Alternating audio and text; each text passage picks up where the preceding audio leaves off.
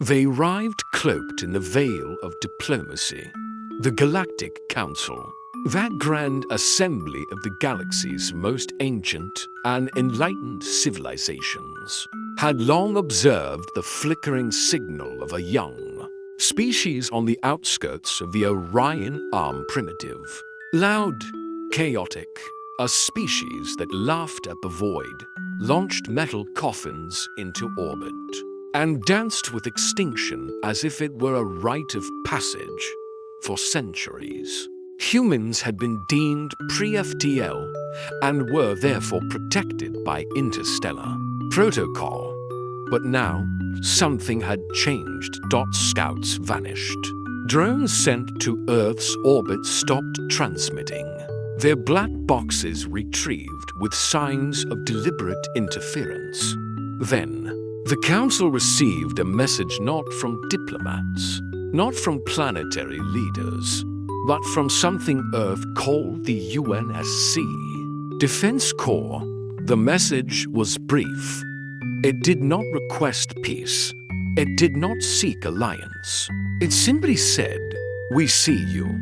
Those words sent tremors through the elder races, the Omerati, who had maintained peace across 3 spiral arms, the Velari, who hadn't fought a war in over 20 millennia, the Acheral Consortium, whose last recorded casualty was a bureaucratic accident. All of them suddenly faced a species that had detected cloaked satellites, something even the Council's best espionage units couldn't do. A diplomatic envoy was assembled, led by Ambassador Kaysel of the Garan Triumvirata species, known for calming interstellar disputes. With nothing more than pheromonal empathy and non-violent resolution techniques, they approached Earth aboard a sleek silver cruiser, escorted by peacecraft and shadowed by stealth drones. The idea was simple: contact, evaluate, and offer humanity a seat at the table before they grew difficult. They landed in what humans call Geneva. Earth's leaders had cleared the airspace, formed a coalition government, and extended an open invitation. That itself was alarming. It had taken the Council years to organize planetary governance on less developed worlds. Humanity had done it in 4 days. The Council was impressed at first. Until they met the humans. They expected wide-eyed awe, reverence, even fear. Instead, they were met with calculating stares, cold smiles, military-grade translators, and representatives, who all wore the same patch, a sword crossing a wreath of flame, with a Latin inscription etched in steel: "Si vis pacem, para bellum." Ambassador Kaysel tilted his head. "Prepare for war? To preserve peace?" he asked, tasting the unsettling meaning. President Aoid of Earth smiled thinly. "It's how we survived ourselves." Over the next few days, the meetings continued.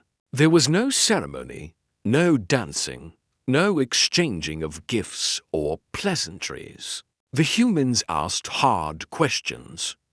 What power does the Council truly hold? How many fleets? What do you do if one species disobeys? What's your military doctrine? It wasn't curiosity. It was reconnaissance. Kaysel felt it first, an old instinct his species had long bred out: fear. On the 5th day, he was granted access to Earth's military archives. The Council believed it a gesture of trust. It wasn't. It was a message. He viewed the data alongside his aides. Footage of trench warfare in the 20th century. Black and white images of charred cities, mushroom clouds rising over Hiroshima and Nagasaki, shock troops storming beaches under heavy fire. Helicopter gunships tearing through jungle canopies, autonomous drones used in desert campaigns, tanks rolling over frozen wastelands. The scale was incomprehensible. Billions dead, centuries of carnage. Wars fought not for survival, but for ideas. One video caught KSL's attention. It showed a human soldier carrying his wounded comrade across a battlefield, bullets ripping through the mud around him. When asked why he risked his life, the human said something that froze the ambassador's core. Because he'd do the same for me. This wasn't just war. This was loyalty forged in fire.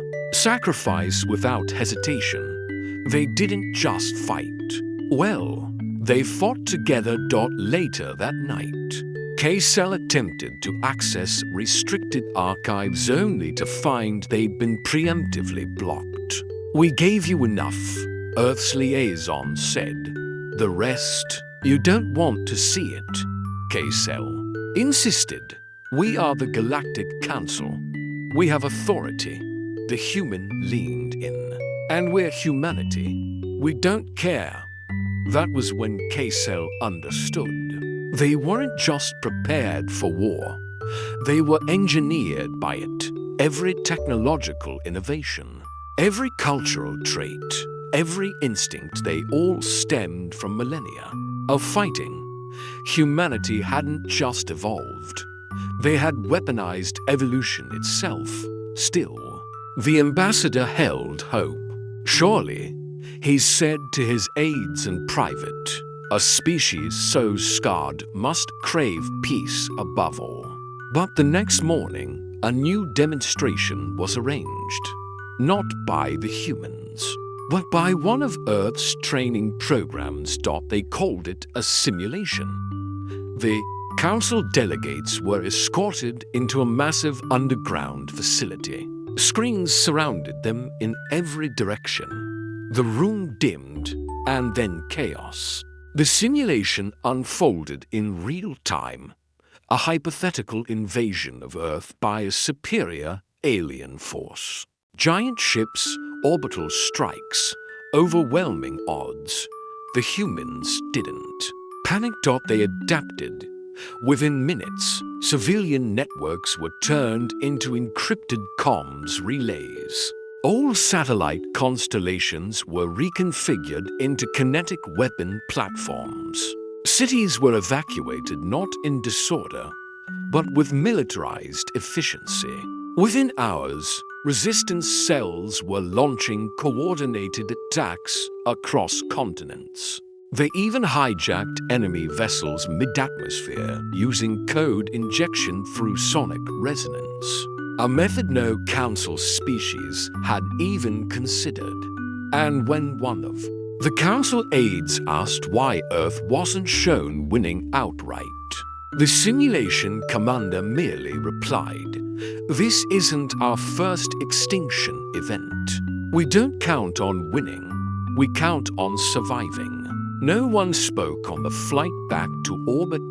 By the time KSL reached the cruiser, his primary tendrils were shaking. He sent a private message to the Council's High Assembly. "Do not provoke them. Do not antagonize. Do not manipulate or coerce. They are not what we thought. They are not a child race. They are not lost, not confused, not reckless. They are something older than our peace and deeper than our reason. Humanity is not rising. It is waking up." They dug too deep. After the uneasy first contact, the Galactic Council's top cultural analysts, xenops psychologists, and military historians gathered in the secure archives beneath the central spire. On Elysium Prime, a dozen species, each with neural uplinks and quantum computing interfaces, had been tasked with understanding what humanity truly was. The High Assembly demanded clarity. Was Earth a threat or simply misunderstood? What began as a simple historical review soon became a descent into madness. At first, the analysts examined Earth's early history, tribes and empires, stone tools and bronze blades. Primitive, yes, but not unprecedented. Dozens of council species had similar beginnings. But even then, something was different. Humanity didn't merely conquer. They annihilated, entire civilizations erased. Cultures wiped from history not by natural disaster, but by the deliberate hand of another. And when they weren't fighting outsiders, they turned on themselves, brothers warring against brothers, kings poisoned by kin, entire continents drowned in centuries of bloodshed. One researcher, a memory data cluster intelligence, attempted to categorize the different types of human warfare.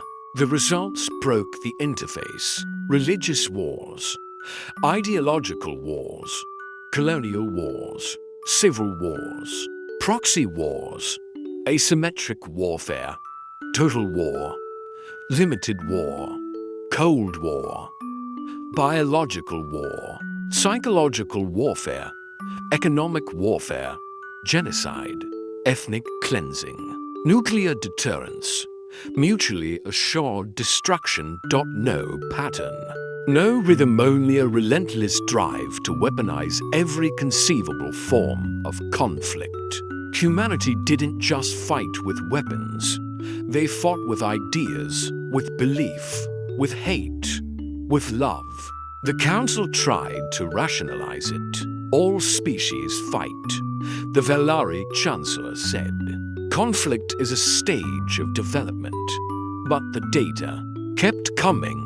One planet-wide war ended with humans developing nerve gas so potent it could kill every mammal in a 100-mile radius in minutes. Another war saw the birth of flamethrowers, napalm, landmines, and cluster munitions. They created weapons not just to kill, but to maim, to cripple, to terrorize. The worst part, they documented it all meticulously. One Terran historian wrote, "The only thing more efficient than a human-killing machine is a human historian recording it for the next one." And still, the Council hoped to find a redemption arc, some golden era of peace. But even humanity's peace was deceptive. The Cold War, a time where two opposing superpowers nearly wiped each other out every day, for 40 years, was seen by humans as a success. Why?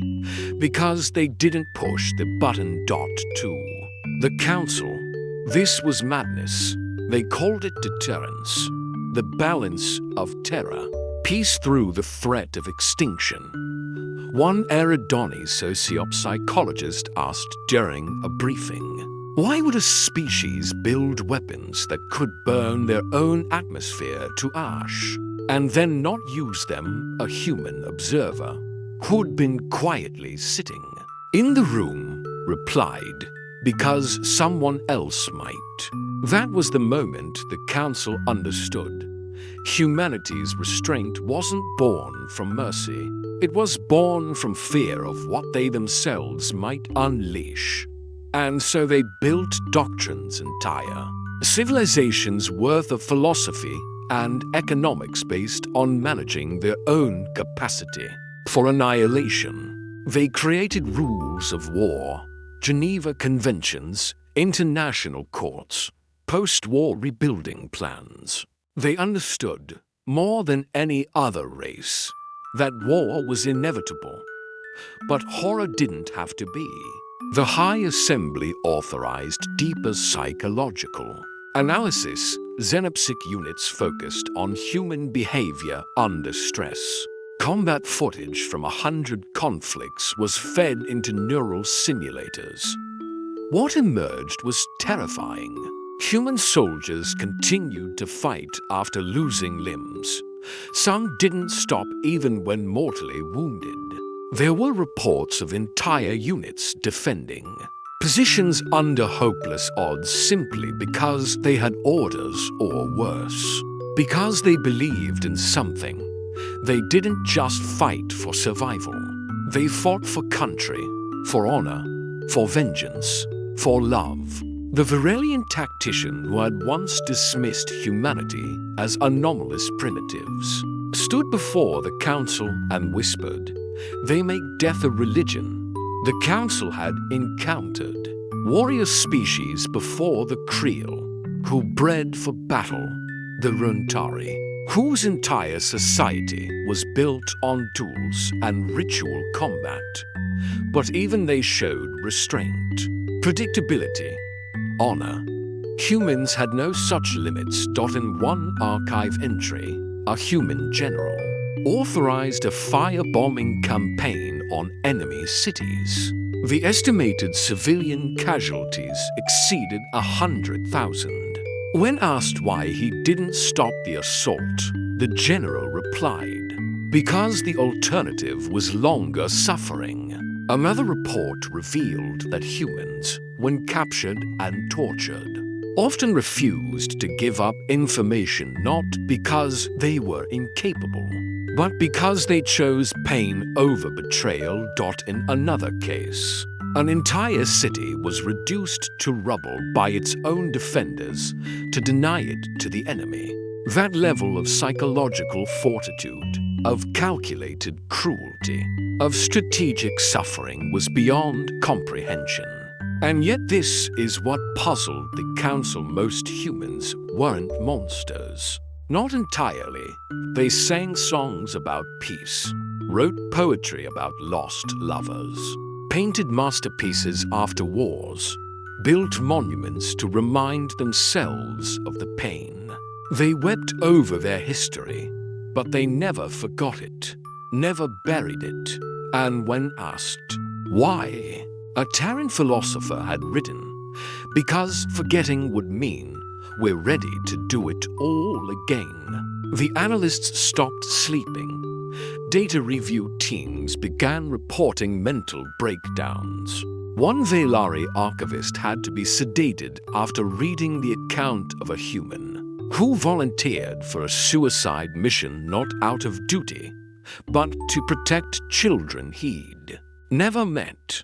"They sacrifice like it's breathing," she muttered again and again. "They choose it." What terrified the council most wasn't the violence, it was the deliberate nature of it. The thought, the creativity. Humanity hadn't just learned to fight. They had turned war into an art, a science, a philosophy, and despite all of it, they still managed to build a global civilization. They'd reached for the stars not in spite of war, but because of it. Every weapon invented had driven medical breakthroughs. Every battlefield tactic had birthed new technologies. Radar, satellites, the internet, spaceflight, all accelerated by conflict. They had burned their own world 100 times, and each time they rebuilt it stronger. They were not savages. They were refined monsters with morals, with codes, with memories. And nothing in the galaxy was more dangerous than a species that remembered everything it had done and promised itself it would never have to do it again. But would if pushed. It began with arrogance. The Galactic Council, rattled but unwilling to admit fear, decided to contain humanity before their influence spread. They framed it as a precautionary act, a diplomatic leash on an unpredictable species. Officially, it was labeled a neutralization campaigner strategy that involved the deployment of a vast, multi-species fleet to Earth's orbit to assert dominance, force negotiations, and, if necessary, subdue. They had done it before. The Chari insurgents on Gamma 6.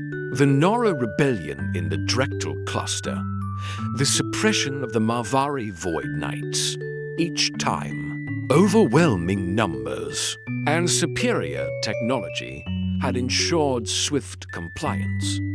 But those species had never known war the way humans did.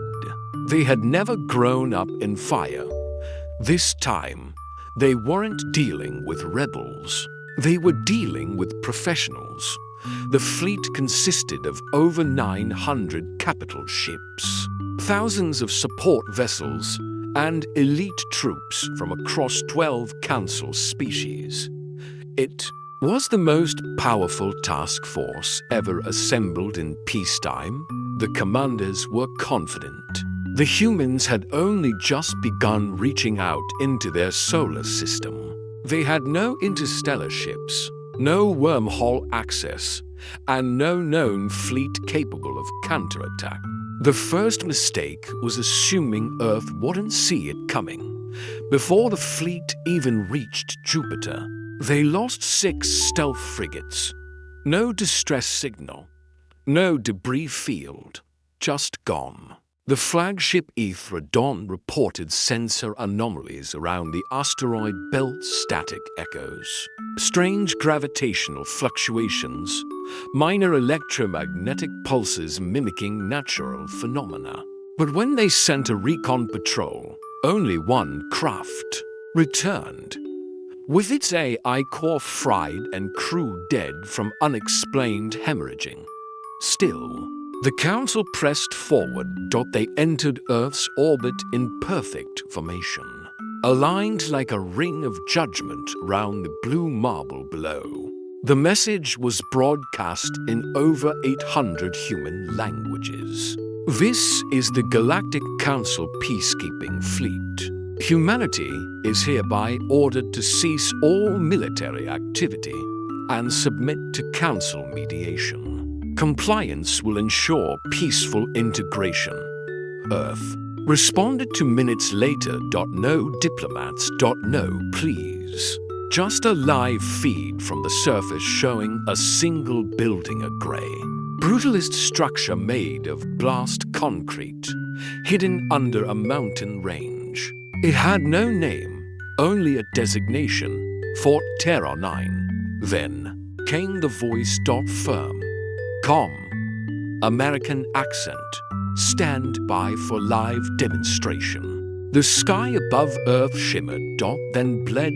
Thousands of streaks shot upward, small, sleek objects moving faster than any railgun slug.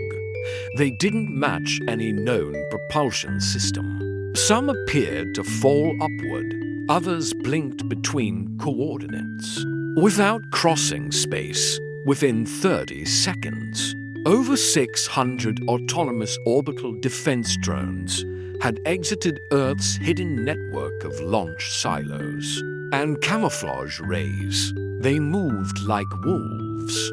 The first Council ships to fall didn't even know they were under attack.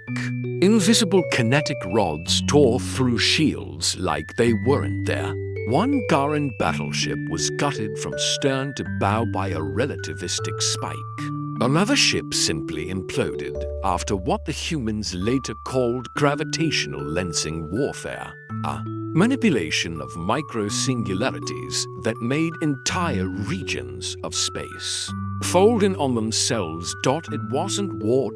It was demonstration. And it worked. The fleet retreated to lunar orbit, shaken and reeling. A second demand was sent. This time, it was polite. Earth responded again, but not with words. A single human ship emerged. It was unlike anything the Council had seen. Ugly, angular, black as night. It bore no emblems, no flags, no life signs. It was unmanned, an AI warcraft, and it moved with a kind of hunger. The Eclipse Protocol Class Dreadnought. Designation Last Argument. A relic of a program the humans had buried, designed for Total space superiority using preemptive logic. It didn't wait to be attacked. It identified threats, calculated probabilities, and eliminated them immediately. The last argument approached the fleet. Council ships scrambled defensive formations, raised shields, armed weapons. The human vessel vanished. A moment later, 7 ships lost gravity, then light, then structural cohesion. The Council scientists later described the event as vector destabilization, as if the human ship had simply rewritten the physics around the vessels it targeted. For the first time in recorded Council history, a fleet ordered full retreat from an unarmed planetary system. But Earth didn't pursue. They didn't chase, didn't retaliate. They simply broadcast another message. This time, it was spoken by a different voice, an older man with a European accent, British, perhaps. This wasn't retaliation. This was restraint. You came with numbers. We responded with precision. You assumed we were behind. We've just been quiet. We've learned something in our long, bloody history. War doesn't end when the enemy is gone. It ends when no one wants to be your enemy. Leave us be. We have no interest in conquest, but we will not kneel. Silence followed. The Council, battered and shamed, limped back to the central worlds. But the scars were deeper than hull breaches. It wasn't just a failed campaign. It was an awakening. Everything they thought they knew about warfare tactics, scale, doctrine was obsolete when applied to humanity. They didn't build fleets of thousands. They built kill systems. They didn't train armies. They created adaptive warfighters that could rewrite their own rules of engagement mid-battle. Their command structure wasn't rigid. It was modular, decentralized, designed to function even if 99% of it was destroyed. They had protocols for extinction, contingencies for losing Earth. The humans didn't fear death. They planned around it. The surviving commanders gathered on the flagship Ostara's Hope days after the retreat, desperate to explain what had gone wrong. They reviewed the tactics, the simulations, the battle recordings. But all arguments eventually came back to the same point. They never expected Earth to smile. Because they had in the moment just before launch, when Earth's orbital defenses were activated. Council surveillance had caught a human soldier somewhere in a bunker, grinning. Not out of joy, not from madness, but from readiness. The way an old predator smiles when it hears thunder in the distance and knows the storm is coming, and finally, it can stretch its claws. The Council had launched a campaign. What they got was an invitation. The war ended, not with a bang, but with a silence so deep it carved fear into the bones of every species that had once claimed superiority. After the disastrous campaign to subdue Earth, the Galactic Council withdrew entirely from the Sol system. They called it a strategic de-escalation, but the truth was far simpler. They ran, not out of cowardice, but out of understanding. An understanding they had been too arrogant to consider before. Humanity could not be conquered. For weeks, Council channels remained quiet. No communication with Earth, no acknowledgement of the failed campaign. There was no official ceasefire, no treaty, no declaration of surrender.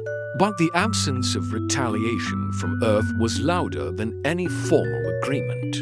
And yet, the Council waited. They waited for humanity to strike back, to retaliate, to expand outward with fleets of retribution and righteous fury. That was how the Council's species thought war worked. When a power is attacked, it responds.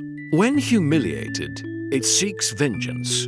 When blood is drawn, it spills more.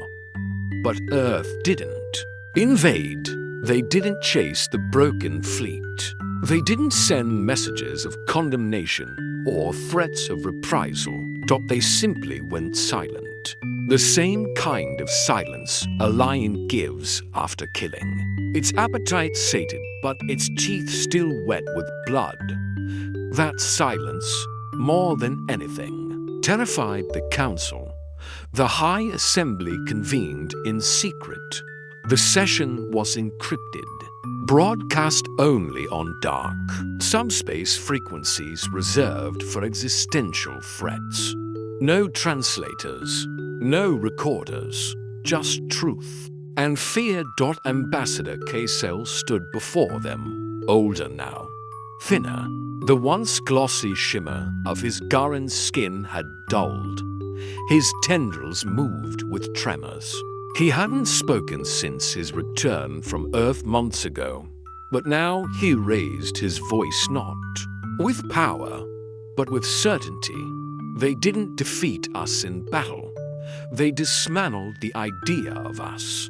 He said. Chancellor Veltran of the Omerotis scoffed. Hyperbole. We lost a campaign, not our civilization. Cassell turned slowly, looking each delegate in the eyes. You don't understand. We lost before we arrived. The moment they allowed us to orbit their world and didn't stop us, that was the moment. They had already decided the outcome. They showed restraint, said High Minister Dren of the Valari. Isn't that a sign of diplomacy? Perhaps they seek peace. Cassell gave a small, tired laugh. No, they seek something far more terrifying than war. They seek silence, the kind that comes after the final war has already been imagined. The kind only a species that has already gone through Armageddon can truly understand. Across the galaxy, human signals stopped broadcasting outward. Earth's interstellar presence vanished behind encrypted relays and jamming fields. Their moon installations went dark. Mars settlements ceased all external communication. Their space traffic was still active, but it moved inward, not outward. They were folding in on themselves, preparing. But for what? No one could say. Some believed they were building a fleet.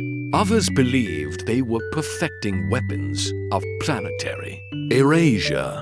The more paranoid suspected humanity had discovered a new kind of warfare, psychological extinction. An idea so pure and brutal that it couldn't be countered. The absence of war creates the fear of it. The Council began to fracture. The lesser species demanded protection, screaming for alliances and defensive pacts. Entire worlds tried to break from the Council's authority. Civil unrest surged on dozens of planets as broadcasts of Earth's technological superiority leaked to the public. And on every world, in every tongue, a new phrase emerged like a whisper. Do not wake the humans. For centuries, the Council had operated under the belief that peace was the natural state of intelligent life.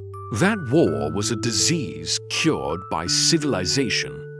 But Earth proved otherwise. Humanity had evolved through chaos, not in spite of it. They had learned to build stability not by eliminating conflict but by becoming so good at it that none dared to challenge them again. They were not predators in the traditional sense. They were survivors. And survivors as every species knew deep down were the ones you never backed into a corner. Cassell eventually submitted his final report to the High Assembly. It was brief, for words. Leave them, let them be. No orders were given. No diplomatic overtures. Earth was quietly reclassified in Council records as a red-level isolation zone. Not because of a virus, not because of contagion, but because they were too capable, too controlled, too human. Years passed. Some Council races tried again to make contact. Traders, smugglers, fringe diplomats. None returned. Some disappeared without a trace. Others were found adrift, alive, but changed, silent. Why died? Refusing to speak of what they had seen or experienced. And then Earth opened a single channel. Encrypted, brief, direct. It was a live feed. A human female, maybe in her 50s, seated at a desk. Behind her, a flag with no nation, just a black field with a silver ring.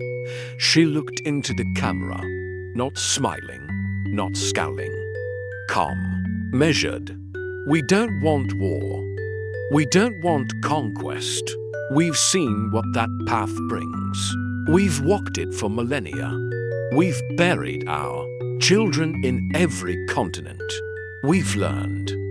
But don't mistake our desire for peace as weakness. We just know what it costs, and we're willing to pay it again if we have to. The transmission ended and was never repeated, but it was recorded and replayed millions of times. In Council academies, it became required viewing, not as a threat, but as a lesson. The Council still ruled the galaxy in name, but everyone knew the center of power had shifted. It was no longer the ancient, wise races, no longer the consensus-driven councils or hereditary empires. It was a quiet, blue planet on the edge of the Orion Arm.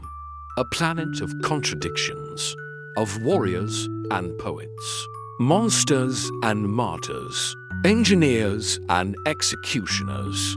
Humanity had become the one species no one wanted as an enemy, and few were brave enough to have as a friend. And in the centuries that followed, whenever whispers of war rose in the council halls, someone always spoke the same words: remember Earth, and remember the silence.